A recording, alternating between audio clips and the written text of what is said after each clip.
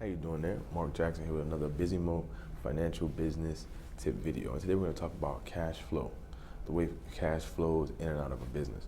And to display this or talk about this, I want you to imagine a bowl or almost like a fish bowl.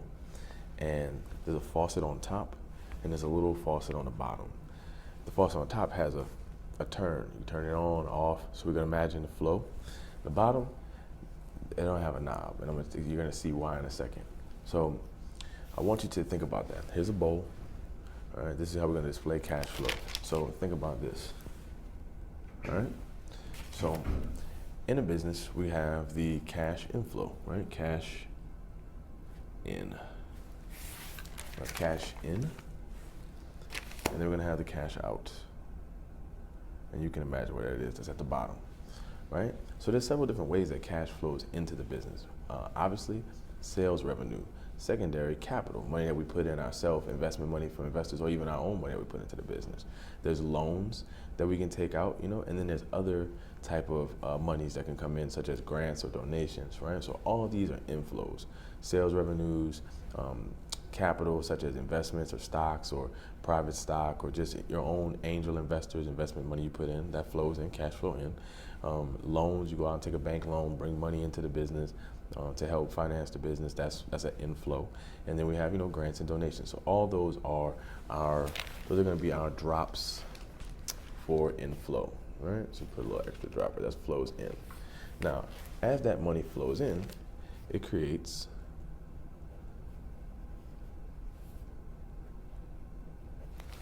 our pool of cash, right? So there we have our cash. And then there's several outflows. So outflows would include such things as, obviously sales and salaries and wages, our overhead and our expenses, paying back that loan that we may have taken out to have an inflow, our suppliers, people who are helping us supply our business and create our products, taxes, obviously, there's ways to reduce those, but it's still gonna be an outflow. And then your equipment, the equipment that we're using to produce and make the products and service our customers, all these things are gonna be our cash out. So let's add a little drop there as we're talking about cash that's going out, right? So, in thinking about this example, there are 4 things that can happen in your business when it comes to your cash flow and ways you can look at it. If you have a higher amount coming in than there is going out, you have a surplus. Your business is doing very, very well. Okay? If there's the same amount of money coming in that is going out, you're even. You're doing okay, but you want to try and push more towards profitability. If you have, obviously, less coming in than going out, you're going to be suffering from a negative cash flow. This is where you need to be making sure that you get in the business in gear. Some analysis needs to be done. Break out that cash flow statement. Let's see where the monies are going. Let's figure out what's exactly going on, because negative cash flow is not where we want to be at all, right? And here's a 4th level, and you already know what's coming. If there's no inflow, then there continues to be outflow. You're going to be in bankruptcy. The business is going to fail. So that's where we don't want to be. And that's why cash flow is important. It's important to pay attention to that. You can't just pay attention to profits and what comes in and always continue to look and say, look, we have this much coming in. Many people can know that from your paycheck. Just as a perfect example, if you have a job or a paycheck, your paycheck comes in and you look at it and there's a full amount there that comes in. If you're honest with yourself, you don't look at that as what you have just got.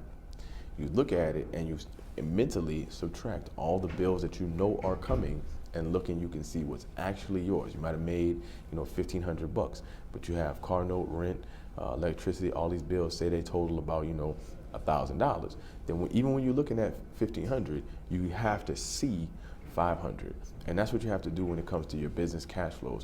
You have to be able to see what's there, but also take into account expenses and the way that the business is moving, and the outflows as well as the inflows, so that you can pay attention and track your cash. Now, real briefly, if there's a cash flow problem, usually it comes from a couple ways.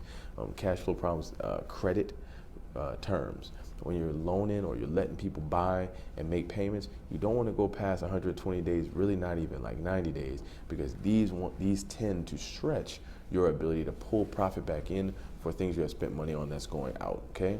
Sometimes there's a decline in sales. you might not be selling as much, and you might want to ramp up your marketing or change your marketing message or get the word out more, inspire your salespeople, increase that inflow of cash flow to make sure you raise your profitability. These are just 2 quick things that you want to pay attention to make sure that you're keeping that cash flow high, because it's very, very important.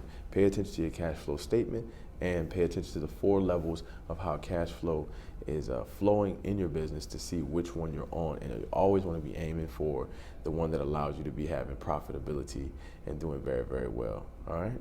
Thank you for taking time to watch this Busy Mo Tip video. I'm Mark Jackson, and it's always a pleasure.